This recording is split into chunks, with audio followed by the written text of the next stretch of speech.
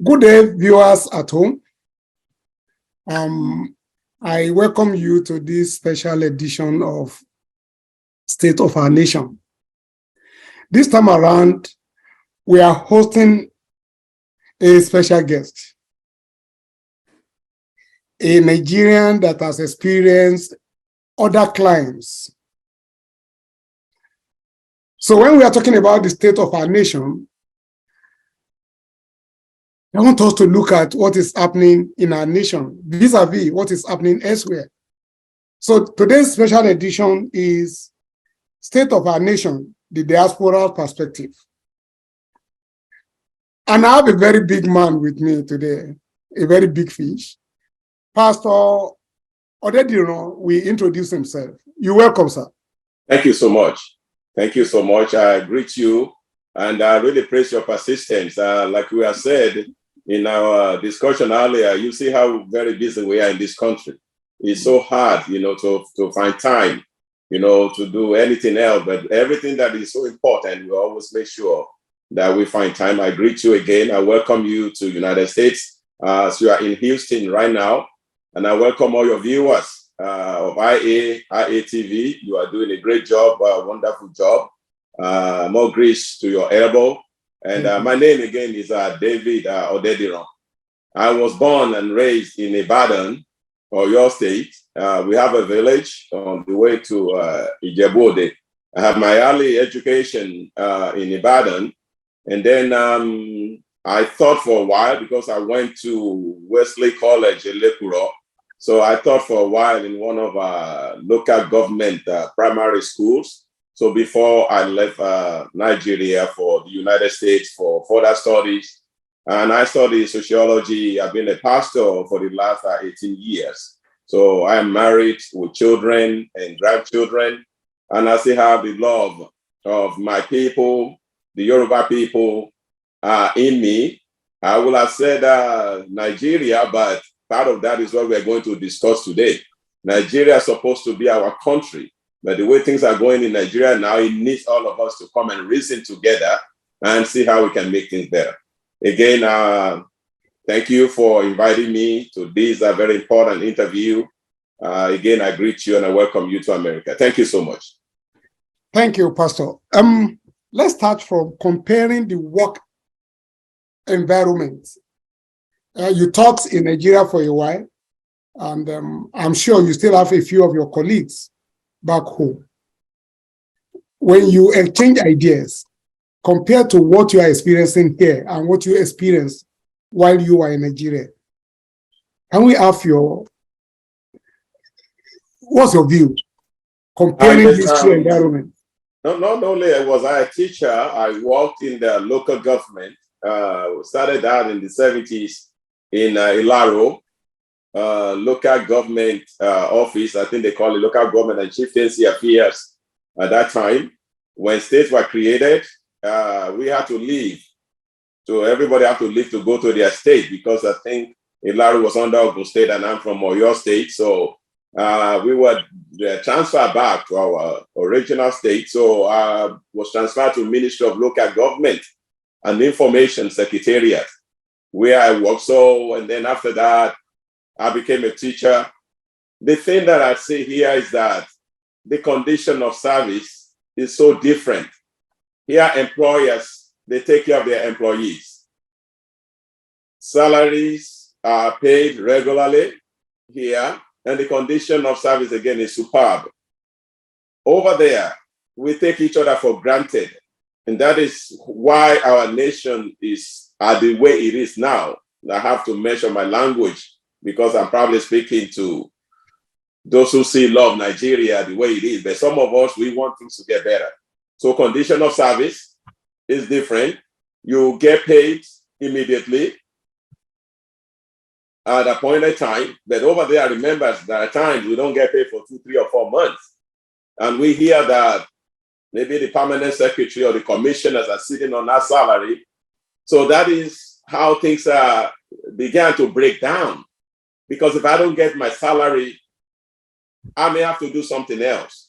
So I will not devote my time to the job that you hired me to do. So those are the things that that I see, and I was told that even pension, because most of my colleagues are pensioners, the pensions sometimes are not forthcoming. It's just pitiful.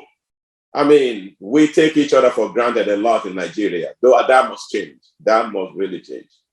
Yeah, Pastor Odediran, some people have the opinion that the political environment or the political foundation determine the type of structure the nation we have. That is, whatever business we are talking about, social, whatever, the political environment dictates quite a lot. Do you believe this? Of course, because you elect people, we cannot all be in government. You elect people to run the affairs of the nation. I mean, as a sociologist, national development, treating special problem, developmental, everything, those has to do with the government. So if you have a government that doesn't care, the nation will be run aground, because the government is supposed to be for the people, because they were put there by the people.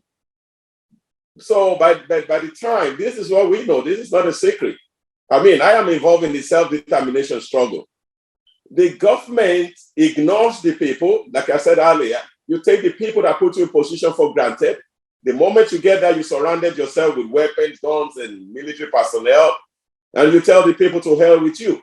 And then you start to do whatever you want. That is what we're going to have. A non-cohesive society. Infrastructure will be collapsing because you cannot hold them accountable for anything. No, you cannot. So those are the things that must change. Now, you are involved with an agitation. Self-determination. Self-determination. Self-determination. Self-determination. Thank you.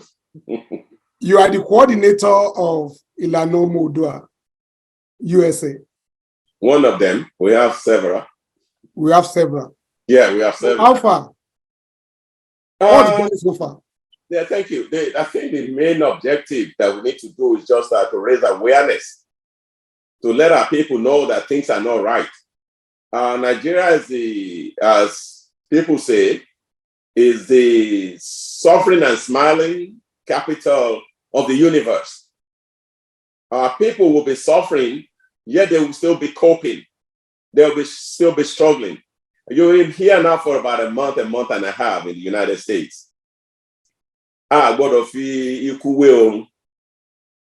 You've probably seen some things that you wish is happening right now back home, which are not happening, which may never happen if things continue the way they are. So that is why we are raising awareness of the people. Like I said, if you are to be in Nigeria now, we cannot continue this interview in a conducive manner. It said that you are logged off, something is wrong with your internet, with your Wi-Fi, and this and that, or you pay a lot of money to get the one that will not cut off. And then the light may go off. You may have to excuse us to go turn your generator on. I don't think you've seen any generator in Houston, California, anywhere you've been. So this is why we are raising awareness of our people, that we that were in diasporas, we have seen the difference. You are suffering over there. Needless suffering. Needless suffering. That is what you people are going through. You say you are enduring, and nobody endures what you are enduring in a land that's supposed to be flowing with milk and honey, according to the Bible. Now, as it is, how far have you moved? The diasporans, what have they done? I need us to get the background right. You are here. You've been able to compare what Nigeria was when you were there. You are still aware of what Nigeria is today. You've been able to see what it is in foreign land. And now you are part of an agitation. I need us to know what the intention of this agitation is and how far you've gone. Thank you very much. The self-determination is it. It's like a marriage. Number one, Nigeria. I don't know how your audience will take this. Nigeria wasn't meant to be one. The creator did not create Nigeria to be one. That is why we have River Niger and Benue and they put the east, west, and the north. And even the political environment, and this is the first time in Nigeria, you have three political candidates running, one representing the north, one representing the southwest, and one representing the southeast. According to what I said, the original designer of creation divided Nigeria into three. So, Lugard bringing us together, they said then we were backwards. That is why we allowed that to happen. That shouldn't have happened. What they call a nation is a group of people that speak the same language, that has the same culture, that has the same heritage. We don't share heritage. We don't share custom. We share nothing with the other people that they lock us together. By the time you leave Western region and you go to the Eastern, their dressing, their language, their dialects, everything is different. Their mode of life is different. And then both of us now, we hold our kinsmen on the East. They say, let's go across rivers Niger and Benue. By the time you get there, you're in another different environment. Their way of life, their culture, their languages, everything, their religion is different from ours. Why? But then, so here we are, sir. Here we are. Mm-hmm. As of today. Yes. We've been amalgamated. Yes.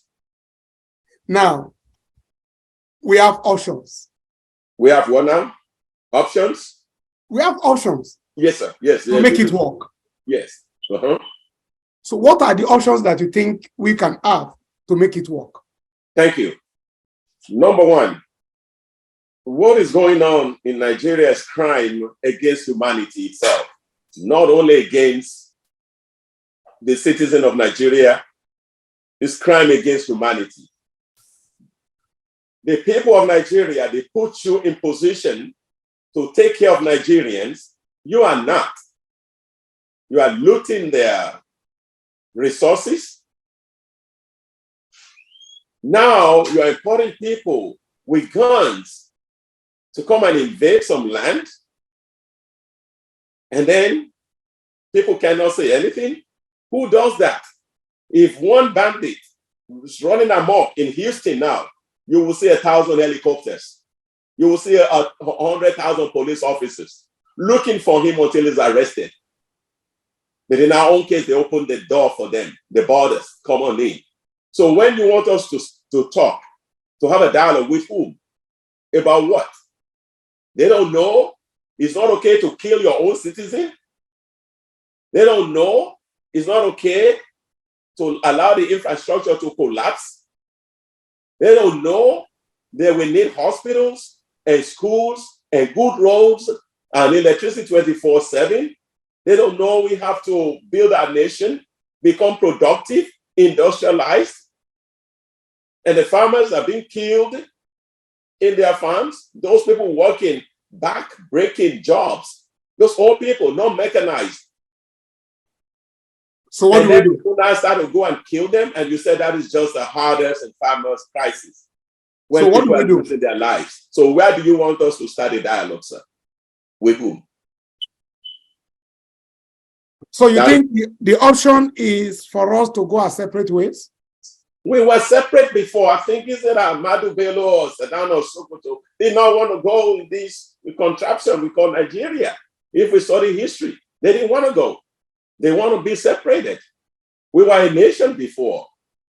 We were the Oyo Empire before. They had the Benin Empire before. We were a nation, a separate entity. Lord Lugard got lazy and he thought he can take advantage of us. He lumped us together and we went with it. This is why we find ourselves here. If we were supposed to be a nation, you've seen the lead and bread of America since you've been here, and at least a little bit. I'm in Florida, about 500-600 miles away from you. Things work here. The entire Nigeria is not the size of a state of Texas, and things work over there. So if this one was supposed to be a beneficial union, the other people in the north wouldn't be treating us like animals down south. Now they really want to get rid of us. So this is why we really need to really speak to our own conscience. So your organization has been in the forefront, organizing rallies, and of late, your organization wrote a letter to United Nations. I need to know how far you've gone with your intention. Thank you. Writing a letter to United Nations is one. Holding rally is one. That's not going to get you your nation. Because a lot of people now are expecting a nation by the end of this year. It's not going to happen. I don't know how to happen. I don't know how to break it down to them. It's not going to happen. You don't get a nation but Prof said before the end of this year. And you are saying it's not going to happen. We've seen another woman come out saying almost the same thing. Now, let me tell you this. Prof is our father. We respect the Prof a lot. We revere him like deity himself. I hope you're understanding me. And what the professor has done, Professor Banji Akitoye, and the people working with him, Professor Wale Adeniran and a host of others, that will still remain in history of the Yoruba nation forever. They are the one that brought this awareness. There's no way you mention Akitoye's name and people don't know who it is. Or you mention Adeniran's name or Sunday Igboho's name. People know those people and they associate them with the self-determination efforts. Just like people like Kano and all those in the other region, they know what they are fighting for. So now, but like I said, you wrote a letter to Buhari. Good. That is probably one of 100 things you have to do. You wrote a letter to United Nations. So when none of us, Baba Kitoye is almost 100 years old man now, still in good health, in his faculties and everything.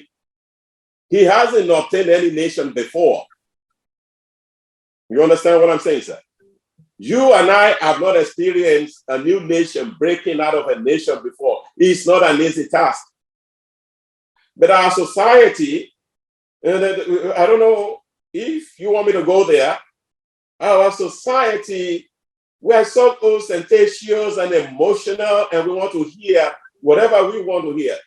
Me also, as a clergyman, if I want to be popular now, I can promise my people, pie in the sky, come and get your Mercedes. We're going to build a high rise, go to bed, give me a little bit of money first. And then all this thing will be yours. And you see me become rich and wealthy. I have probably 4 or 5 jets before the year runs out. That is our society. We don't question things. We don't look critically at things. So if I have onions and tomatoes, and I said, Mr. Wolabi, sit tight. Food is almost ready. Out of everything else that you need for a complete meal, you will say, Odediran is not going to give me no food. He's only playing upon my intelligence. But in this situation, we are not playing on people's intelligence. A lot of people are working from the side of ignorance. What it takes to get a nation. Writing a letter to United Nations, of course we did. Writing a letter to Buhari in Abuja is another step. Writing a letter to all the congresses and parliaments of the world, working with our people, Niners, Tony Nadi, and all that. Those are just steps until all these things coagulate, until they come together. You cannot get a nation by rally. No. You cannot get a letter by merely writing letters. But when you write a letter to United Nations, a United Nations call Nigeria, what is this letter that we receive? These people want to go. And then they force, so this is a word of force. You understand what I'm saying? There are embargo, there are sanctions, there are travel bans, there are freezing of their money. If you don't come to the table to speak with the Yoruba and the Eastern people, we're going to put all this embargo on you. You will not be able to keep that. Then maybe that will scare the people in power because they're not only in government, they are in power. Has that happened? Say that again. Has that happened? It hasn't happened. It hasn't happened. So do you think that will happen? Say that again. Do you think that will happen? I doubt it. So what are we doing? That is why I said to get a nation, it's not as easy as we take it. It's not as easy as giving it. It's more than that. Yes, sir. Sir, I agree with you. But I normally want to give people some examples. Mm-hmm. We've seen nations that have reasons to change their constitution on their own to suit their environment. We've seen nations that one have to be excised out of the other. And we've seen, let me be specific here, we've seen Israel that does not have an inch of land gain land. So it depends on the strategy that we are using. You don't think so? Israel has backing of the world, of the superpowers behind them. Nigeria has been dealing with the superpowers for so many years. If they can let themselves in government embezzle money, steal money, throw money away at them, you think they're not doing so for the Western powers also? You think they're not leaving the natural resources open for them, and then only Bushogun.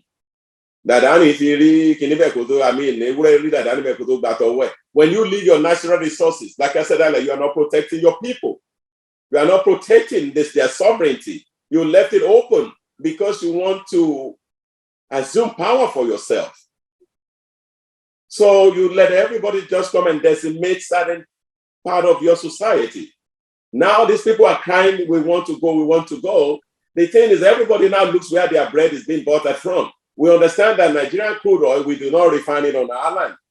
We send our crude oil somewhere. We give it to them at pittance. They refine it and sell it back to us for billions. And then we buy it, and then we line it up.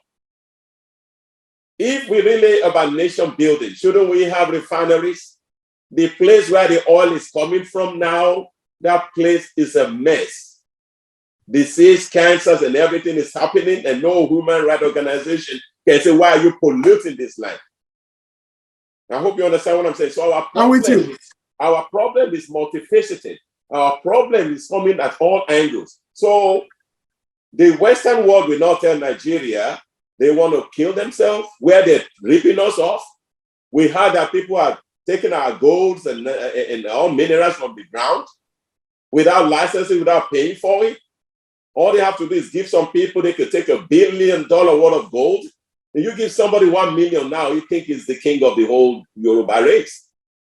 So you want those people now to work together to save us? We are going to have a talk with Nigerian government, all the people in the self-determination. We are the ones suffering. It's not United States, it's not UK, it's not France, it's not Russia or China who are in the Security Council who are going to sit and discuss about our situation. We are the ones suffering.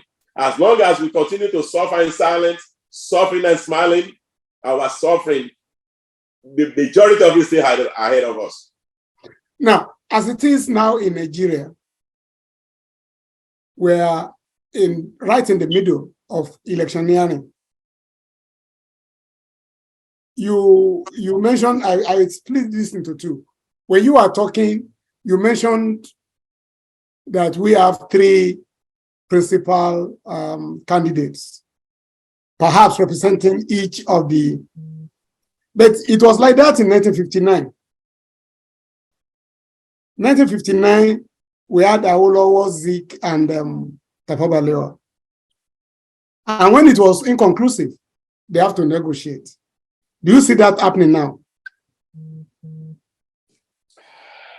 I don't see it happening because one of the candidates already said, this is mine, I want this.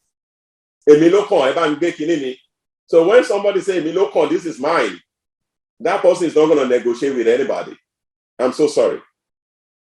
Okay. The person that thinks is the rightful heir to power is not going to negotiate with it. And you know how our politics usually end? In violence, killing ourselves. You were talking of maybe I was 4 or 5 years old then, but we'll study history in the 60s, Operation Wet, a barrier, and this and that. So our politics probably this year is going to resolve into some bloodletting, resolve into violence, because we see where things are going. And the person that said it's mine, he has the backing of some people, especially in Lagos, who doesn't care if it gets dark at 1 o'clock in the afternoon. So once we're coming from this angle, are we really fighting for the people, or we are fighting for ourselves? And once we are fighting for ourselves, what is in there for us so that we also can loot? People have looted before. Now we're in the corridors of power where nobody's looking for the interests of Nigerians or Nigeria. That is why we think Nigeria is finished. Nigeria has lost control of itself. You are thinking the whole thing will end in fiasco. If we want to go by history, he may have to. Number one of the presidential candidates, Atiku, is nonchalant. I don't think he cares about the whole thing. So the thing now is between the East and the West. Atiku doesn't care. I don't think he cares about anything. So now, and Yoruba and Igbos, we're just like mortal enemies. So I don't see how this thing will end amicably or peacefully if it doesn't go the way some people want. And if it goes their way, the other people are going to revolt. I don't think it's an election that candidate A, B, or C wins and the rest say, okay, like we do in America, you call them, you congratulate them, we will support you, we'll move this country, United States forward. I don't see that happening. So either way, that is why some people are saying that this is going to be the most violent election ever in Nigeria, especially because we're campaigning in the midst of serious self-determination efforts, and then all three sections of the country are involved. So how do you pacify the Igbos? Don't worry, let Yoruba do it. And the Igbos think Yoruba they are not our enemy. Or how do we do it if Obi wins, and then you think the Yoruba will say, okay, let Igbo do it for us? And we already know that all three of them, they have northern people as their vice president. So either of them, any of them wins, the North is still in perfect control. And we already know what is North. We already know the plans of the North for the rest of us. I don't know. What's the plan? You don't know they not want to take over the whole Nigeria. They pull their warriors and bandits, even in your village. In my village, they are there now. Even the villages that when you get off Ijebu Road, you have to trek 2 hours into the forest. They are all over there. In the cities, and we see their guns, under their motorcycles, under their ganta, in buses, in market, everywhere. So they didn't come down here to play. They came for a mission that Ottoman Danfodio handed over to them decades ago. They came to complete that mission. We are the ones that don't know what is ahead. A few people in Nigeria back home are thinking part of this problem is the diaspora people that make up their mind to do something are not even united on their own. When we started this interview, you said you are one of the coordinators. If you are talking to A, there is another opinion from B, there's another opinion from C. How united is this diaspora effort? We have divergent opinions. How to get it? Yoruba Papa sọ pé ọ̀nà kan wọ ọjà. But ọjà kan lẹ ń lọ, mind you, ọjà kan lẹ fẹ́ lọ ná oríṣiríṣi ọ̀nà lè wọ ọbẹ̀ ọbẹ̀ when you get to the market. So the thing now is that we Yoruba are so brilliant. We are so enterprising. We are so intelligent. I'm watching you now. I might have seen some of the things you are not doing right. I'm just hypothetically. Instead of me to say that, Mr. Wolabi and Iatv, why don't we do like this? I may start a campaign. Iatv is not even okay. Now let me start IIATV, International Impact for African Television, or take the African for Global, so that I can be a little above you. And then I started a campaign. You're not doing it right. I said it before. Baba Kitoye, anybody, none of us has fought for a nation before. None. So I can't try it. I hope you understand what I'm saying. None of us has fought for any nation before. We're only trying. So if I'm trying and they call something trial by error, if I'm making a mistake, our goal is a Yoruba nation, a prosperous and a secure Yoruba nation. If Nigeria cannot afford us that, we are not rabid dog. If Nigeria can afford us security, total security, and restore prosperity to our land, believe me, none of this agitation, one by one, everybody will go home, because that is what we are fighting for the Yoruba nation. But if the Fulanis and the Igbos and all the other tribes can enjoy peace, tranquility, and security, and all the money they looted, they bring in it back, they building roads, they're repairing hospitals, they're hiring people, they pay salaries on time, who cares? United States has 300 million people. Look how wide it is. Do I take it that where all these are available, the agitation for Yoruba nation might die a natural death? That is where you are sure of your security, of your prosperity. I know a lot of my people will throw eggs at me. They will crucify me. They can get their hands on me. What are we fighting for? We are fighting for the prosperity of the Yoruba nation. We are fighting for the security of the Yoruba nation. When Awolowo started, and we don't want it for Yoruba nation alone. We want it for everyone. I hope you understand me. When Awolowo started the free education and it wasn't available in other regions, a lot of Easterners came and enjoyed. We just don't want this prosperity and security to be in the United Yoruba nation alone. Otherwise, we will be flooded. There will be invasion. People will come from other regions to benefit. That is how it is.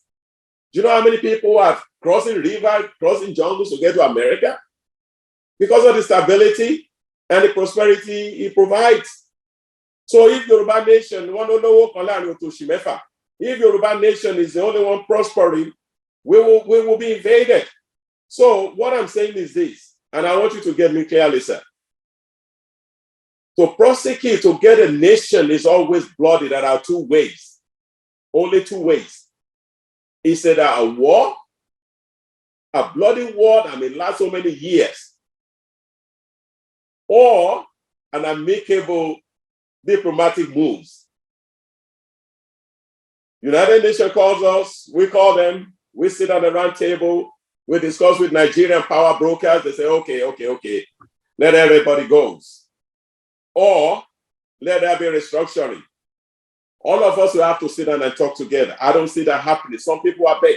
I heard Shetima, vice president, in a recording they sent to me, he said, restructuring my foot. To hell with restructuring. Who is he to speak like that? Are you not a vice presidential candidate? When no, I think that happened a long time before now. Well, out of the abundance of heart, the mouth speaks. Has he said that, forget about that, I love restructuring now? And that is only restructuring now. We were not even talking about balkanization of Nigeria. Where Yoruba will go alone, Middle Belt will go alone, South Side will go alone, East will go. We have about 5 different countries in Nigeria. That is balkanization. If they don't even want restructuring, where there will still be a central government, but every region will be responsible for their security and development, if he can say emphatically that my foot, to hell with it, how many people is he speaking for of the northern hegemony and the cabals? How many people? So you see this thing being resolved amicably? No, I don't see it. So like I said, there are two ways to get a nation. Is either peacefully, by diplomacy, which we have been trying. That is why you said Baba's been writing letters. This old man will write letters from morning till night, all the countries of the world, appraising them what is going on. Whereas the other people are flooding our land. You see, you know it. I've seen the videos, them coming in droves with weapons found in their trucks, in their lorries, in their trailers. They came for war. We are the only one that doesn't know what is ahead of us. So they really, and there's only two reasons. If we Yorubas now, 60, 70 million of us, we call our brothers about 40 million of them in the east. Okay, enough of this nonsense. Let us get our land by force. And we start to march up north. And then the people are so afraid of us, they ran back to Niger, to Mali, to Chad, to Libya. They ran to Senegambia, where they come from, because they're so afraid of Yoruba. And then there is peace. And we said, okay, from River Niger and Benue downwards, nobody that is not of Eastern or Yoruba origin will cross this border. You mentioned Israel earlier. Israel is not playing with our security. Israel is not playing with her security. Everyone, I think from grade school, they are enrolled in the military to protect the land. When we defeated these Fulanis 200 years ago, what have we put in place to protect our land? We Yoruba love ostentatious lifestyle.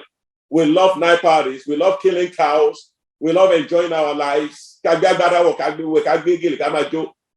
was what we've been doing for 200 years. I want Los Sukuma and Baba, when they cry to their grandfathers, Yoruba people beat us back. We cannot get the land from them. What are we going to do? Their strategies is what is unfolding to us now. Strategy to take our land by force. Anybody who stands in their way, get rid of them. That is why they came with weapons. We have seen it. And anybody rise up now, I want to help and say, oh, don't kill my people. They're hounding. Sunday Igboho is now in exile. Baba Pito is in exile. Baba Dino is in exile. Kano is in prison. Pastor, the issue here is this. While talking, I was jotting some of your words. It's not as if you are averse to restructuring as an individual. It's not as if I'm for peace and prosperity of the people. That is why I said my own people may crucify me or throw eggs at me like, oh, so you are not a die-hard agitator? Of course. But at the same time. So suppose Buhari should call you today. Yes. Or United Nations or the President USA or whatever should call you and say, Pastor, we want peace in Nigeria. It can't be my way or no way. It has to be this or this. What options do you think is available? I will tell him to talk to the northern hegemony who thinks Nigeria is their birthright. I will ask him to talk to the northern people who said they are going to walk on our land to the ocean and dip the Quran in the ocean. I will tell them nobody does that. Religion is a private thing. Me as a pastor, my religion, my faith in Christ is to make me a better person. And my duty is to impart that to my people. I'm not a magician. I cannot get anything from anywhere to hand to anybody. I hope you understand me. So religion in Nigeria has gone to a different level. Some people think because of our religion, we can suppress others. That is nonsense. If God really wants that, God will have given us one religion. When you go to another regions of the world, now you go to China, Indochina, you go to India, they have their different religions. They are neither Christian nor Muslims. And their land is probably better than ours. With so many mosques, so many churches, so many prayer, night vigil and everything. We really need to sit down and really talk. So number one, religion is the main problem of Nigeria. Even if we solve the problem of this, the people that came, they want to take Nigeria for themselves. They want Nigeria to be a unitary religion. They want their religion to suppress others. That is why churches are being burnt in the north. Christians are being killed in the hundreds of thousands. And nobody that was then. Things have abated, maybe because of politics. The violence we were experiencing before is not as it's not like before. Maybe because of politics anyway. Yeah, could be. But right. No, so you said, what will I tell President Biden? Then I will tell him that you need to look at the issue of religion first. We have to be a secular nation. United States is a secular nation. They have their constitution. Sharia will never be allowed in this country because that would be installing a parallel government or laws in America, which will never happen. So the 12 northern states in Nigeria now, they're Sharia compliant. Let them stay up there and keep it. Don't let it creep to the south. We don't want that. And you cannot force that upon us. So that's that. Then the people that are embezzling, the corruption, they have to be brought to book, or at least put an end to it. From today, anybody caught stealing, embezzling money, misappropriating money will face capital punishment. That is part of it. And then we have to be accountable. You have to start to develop your nation. And then we see everything that has collapsed, the roads that are dirty. You see the roads. How many people lost their life on the roads? You drive one way now, by the time you're coming back, rain has washed the road and the bridge away. And at night, you don't know, people end up dying. Trailer back on the road. So there are so many things we could do. We need to sit down and number one, religion is the problem that I see, causing problems in Nigeria. Pastor, there is still, you keep saying we need to sit down and talk. Who are the real leaders in Yoruba land? Who do you want to talk to? So I want to give you an assignment. Can you tell me who will represent Yoruba if United Nations says, oh yeah, come? Because I do know that there is this divergent opinion. Yeah, Akintoye has his team. And there are the Afeniferes. They also will want to say they are Yoruba leaders. And of course, no matter what your opinion is, you cannot wish away what the politicians are thinking. So the Tinubus of this world are leaders in their own right. How do we get singularity of purpose? That is what we said earlier.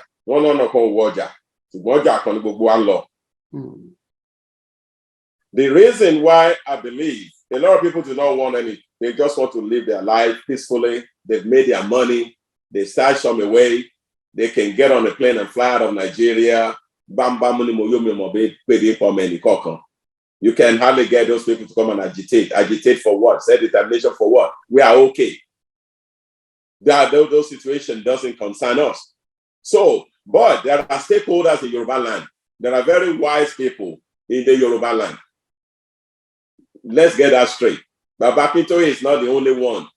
I'm only telling you to give me maybe 5 names. I'm not going to do that.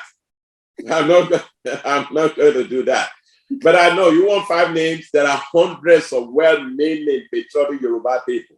Essentially because we cannot say this is the person talking for and on behalf of Yoruba. Because the agitation, self-determination hasn't gotten to a national level. Hasn't gotten to a level where we will get attention of all stakeholders of the Yoruba land. You are aware that Afenifere ran into issues. Baba Payo Adebanjo endorsed Obi, is campaigning seriously for Obi. Fashionati endorsed Tinubu. And this is what I'm saying. Well, Afenifere is supposed to be the apex Yoruba organization defending the welfare and interest of Yoruba. Are we agreed? Yeah, it's like the way we do things is follow the leader. We had that, I don't know, I don't want to start a gossip or rumor, but we had that the parents of Adebanjo, both of them are from Yoruba land.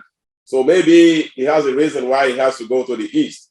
I've said this is a rumor. I don't know anything. I haven't studied him to know, his ancestral history, if he's really a Yoruba man or not. But the thing is this, we are not at that point yet when we all know that, okay, we are all in a basket. Are you saying we still think we are not involved? We are not concerned. This is not coming for us. The diaspora are the one causing us problem. The Bible says a wise man see evil afar off and is preparing himself. àwa ti rí ibi tó ń bọ̀ níwájú. We've seen ethnic cleansing, we've seen genocide of immense proportion, and we've seen the telltale signs in Nigeria. That is why the diasporas are crying out. The people at home, they might not see what we see. Oh, no. You see, part of the reason why I'm saying this is this. Just like I said, and you have refused to give me specific answer to that. When we started, you said, I said you are coordinator, you said you are one of. What is making it difficult for us to have an agenda? We have a market, like you said. We've all agreed this is the market. What is the objective? Why do we have so many coordinators? I will expect that, particularly in the USA, there will be a single executive. Yeah, each of the states or perhaps can have district units. I mean, you can have one in Florida, one in California, whatever. But then, who is the leader in USA for Ilana? That's $1 billion question. See what I mean? I think this is how God created the world. No, sir. I used to think, now let me say this. Look at Christianity in Nigeria. There are some made-up names. Almighty God of the highest mountain, Almighty God of the blessing, this and that, and so many churches. We are promoting one God, one Jesus Christ. But there's so many different variations of denominations. But it's not like that elsewhere. You said people are fighting for their pockets. You said so. I said so. So until we can come to our senses, and then until we can face the facts, until we have something that will really force us to when the agitation started. What actually is stopping Ilana from having one? Let me quickly tell you this. I'm aware that not too sometimes ago, Prof said he was stepping down for Professor Odediran. Not just about a month or two. Right. Right? Mm-hmm. So what's the status of Ilana, even as of today?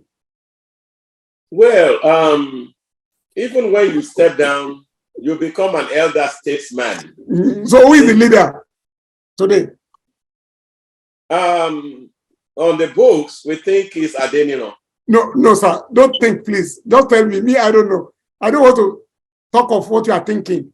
I want you to be able to tell me, as one of the coordinators. If I can't think, why do you have me here? No, I no. Well, okay, let me give you my background. Accountants don't think. They see figures. They don't say, I think this is 4. I'm an accountant, so it has to be specific. I'm an analyst and a sociologist. I'm not an accountant. Yes, Baba said Odediran will be doing the day-to-day, but at the same time, the thing you build, you cannot just hand off. You're still involved. Technically, it's Odediran, but with Baba's supervision. How about that? Baba is supervising the leader. No. It's not like overseeing. Let me pick my seat. That is how Odediran said Baba is the supervisor now, something like that. No, you cannot. Even if you give your company to your son or your daughter, you still want to go to the office and say, how you doing there, children, right? Okay. So you cannot expect Baba to just go and sit down somewhere. You still have to be involved with Ilana. So Odediran is the de facto leader of Ilana. With what we know. Baba has said Odediran is gonna be the leader to run the day today because Baba wants to be involved with YSD and Yoruba Self-Determination Movement, which is another organization of all the Yoruba people, like 300 of us. We have 300 different organizations now. When you go to United Nations, they have a cabinet full of letters from all the Yoruba people. Imole Yoruba, Bega Yoruba. That's what I keep saying, sir. Before we round up, I still want you to be able to tell me. Yes. That, don't you think there's something wrong? 300 people groups. That is, we have to talk to the Yoruba people. If I'm coming to Florida, Mhm. the options are clear. Those who can fly from here should fly. Those who want to go by road can as well take their decision. I agree. But when you now have 5, 10 options, there's something wrong. You don't Yeah, think so? there's something wrong because you say you may want to fly. Some may say I'm going with American Airlines. Some may say I'm going with Spirit. I'm going with Delta. You are still flying. You are still flying. Yeah, but you may not arrive at it because these people have different schedules. Yes. Those airlines will not take you to Florida at the same But time. you are still flying. Yes. And some people come in by road. They want to rent a car. They want to do this. Yes. Yeah. But the thing is this, we are losing. This is what is wrong with us. This is what is keeping a lot of us awake at night. That we cannot speak with one voice.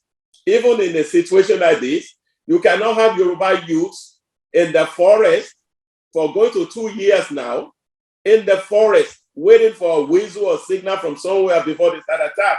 Yoruba people say, they will not do what the Fulani boys are doing. They will not do it. You know they're in the forest. You know they live in the forest. They come out occasionally, harass people, kidnap people, get ransom from them. And the government seems powerless to control this. But they are united in about to get our land. They're not coming here to play. They are coming for all of us. Press in Nigeria, you can't say the truth about what is happening. They are coming for all of us. When they come to that level, Yoruba people will come together, but at what expense? You understand my point, sir? Our conical can one see. The one that we that are so concerned about it, then we still cannot agree. Some say diplomacy. Some say, okay, now we're going to start a rally. And some people ignorantly sitting down there thinking after the rally we have a nation. It doesn't happen. Because you are leading the ignorant with emotions. You whip up their emotions. You whip up their emotions. You take advantage of their needs. Okay. We're not taking advantage of anybody. We are listening. We are taking their temperature. Even America will do something called opinion poll. They will take a poll. Even the politicians do that in this country. They will take a poll. Will this work? Will this not work? Even in this country where they want to do universal health, they call Obama health. Some people against it vehemently for years, they want to cancel it. And everybody think this is good, but some people don't see anything good in it. That is human nature. But unless you stand your ground, what I think we did was jumping on the bandwagon of all these declaration or no declaration, and you get your land in December. It will not happen. Okay, rounding up, Pastor. Yes, what advice do you want to give to these two classes of people back home and the diasporans? What advice will you give them? The advice I will give people back home is that you are in danger. Don't play with your lives. If you can see kidnapping, banditry, terrorism happening in your own land, and you think it's not coming for you, you are deceiving yourself. That is that. And then I will tell the people in diaspora, God, because we cannot separate ourselves from the divine. God has placed us here to help the people at home. The thing that I'm saying now, if I'm saying this in Nigeria now, maybe they will be knocking my door with soldiers and take me away. But it doesn't happen here. So we need to continue with our awareness until we can get the people at home to be on the same page with us. We are not on the same page. Some people are insulting us. You mentioned earlier that I have my classmates. They call me unrepentant agitator because I kept telling them, things are not supposed to be like this. You are suffering. You're not getting your pension. Your children cannot go to school. You train them. They cannot find a job. Things are not like this. Things must change. But they said they are okay. Until all of us can come. When we can come on the page, speak with one voice, Nigeria will listen. Nigeria will listen. Pastor, I want to thank you for your time. Thank you. I sincerely appreciate. I hope we've had some good discussion that will be helpful both to the listeners and to even us on our own. Thanks for the opportunity to have a chat with you. Thank you for The having me. next